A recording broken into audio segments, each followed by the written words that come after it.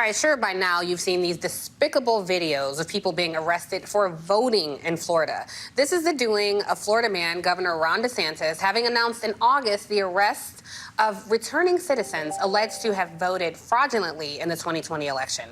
Now, what DeSantis failed to mention was that some had been issued voter registration cards by the state, implying they were eligible to vote, which makes the newly released body cam footage first obtained by the Tampa Bay Times all the more infuriating. Take a listen.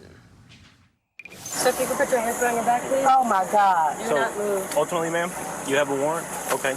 The warrant. No. Hold on, listen. I know you caught off guard. I understand.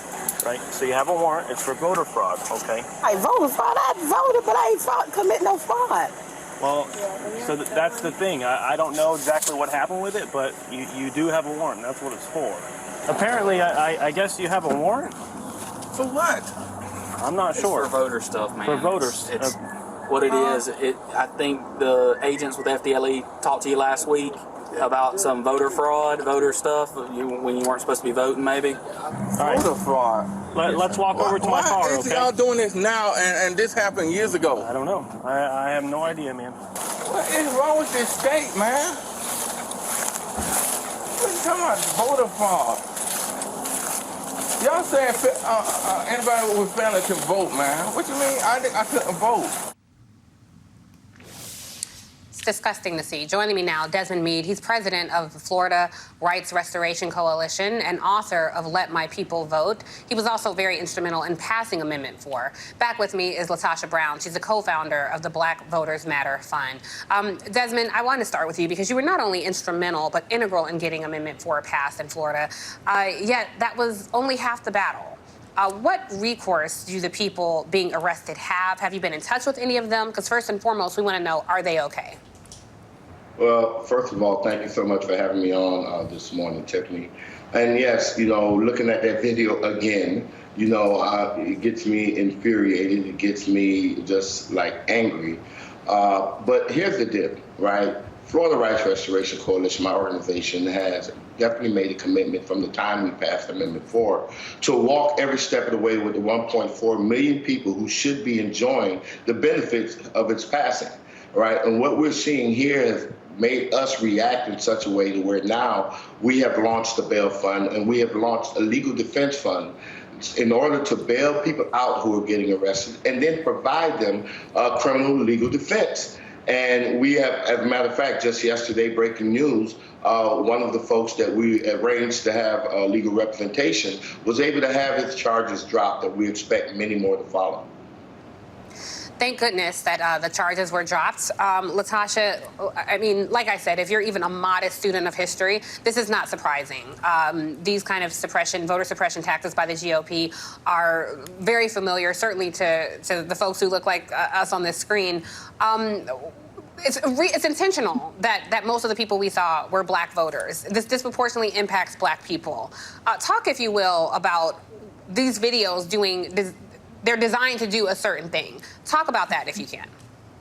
I think there's a couple of things. One, I think we have to recognize that whenever there's been progress, there's been backlash. And one of the tools around voter suppression hasn't just been around restricting access to the ballot, but it is also around creating this culture of fear, to let people create this environment that says, if you vote, yes, we know that you've actually gotten your rights restored back. Many of those people, what is not being said is many people in the state of in Florida literally went to, it was the county that said, yes, you can register, right? One of them actually went when they were getting their driver's license and they were offered the opportunity. They filled it out. And so now they're going to be punished because part of this is around how DeSantis and the Republicans have decided that people are not people. They're not treating people as they have human rights, but that they're political tools in a game to really create and stoke fear. And so that people who have literally been on the margins and disfranchised will not feel comfortable to go out and vote or to participate in the political process.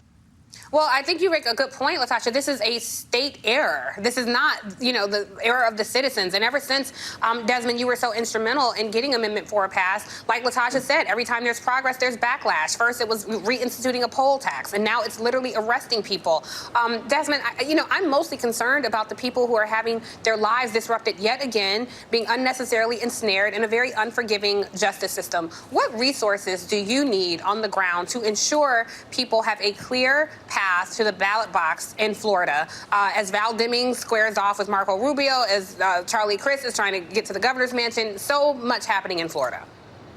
Well, folks can definitely go to our website at www.floridarrc.com, and there's a link there to donate to either our bail fund or our legal defense fund as well. But let me be clear, this problem did not just begin after the passing of Amendment 4.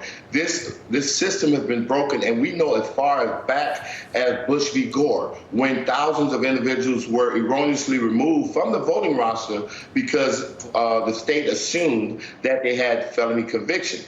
And so this system has been broken for decades, and the passing of Amendment 4 just exasperated the problem. I also want to be clear with this. The responsibility, all of the responsibility really falls upon the state to ensure that anyone who they issue a voter identification card is qualified to vote. You cannot put the responsibility on third-party voter registration organizations. You can't put full responsibility on the individuals, because both of those entities, when they fill out a voter registration form, they send it to the Division of Elections, and it is the Division of Elections' job to verify that those individuals are in fact eligible to vote. And if they're not, don't give them a voter identification card. But once they do that, once they issue that voter identification card, they give any American citizen the assumption that they are free and clear and they're eligible to participate in elections. The other last point I want to make, Tiffany, is this.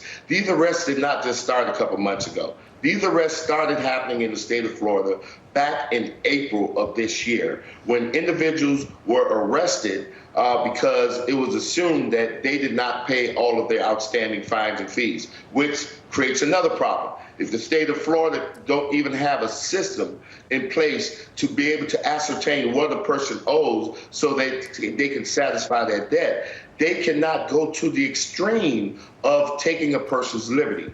In the past, if there's a dispute about whether or not an individual should be on the voting roster, they are removed. And here's the deal. It's the lowest standard of proof that is used to remove a person from the voting roster, which is a preponderance of the evidence.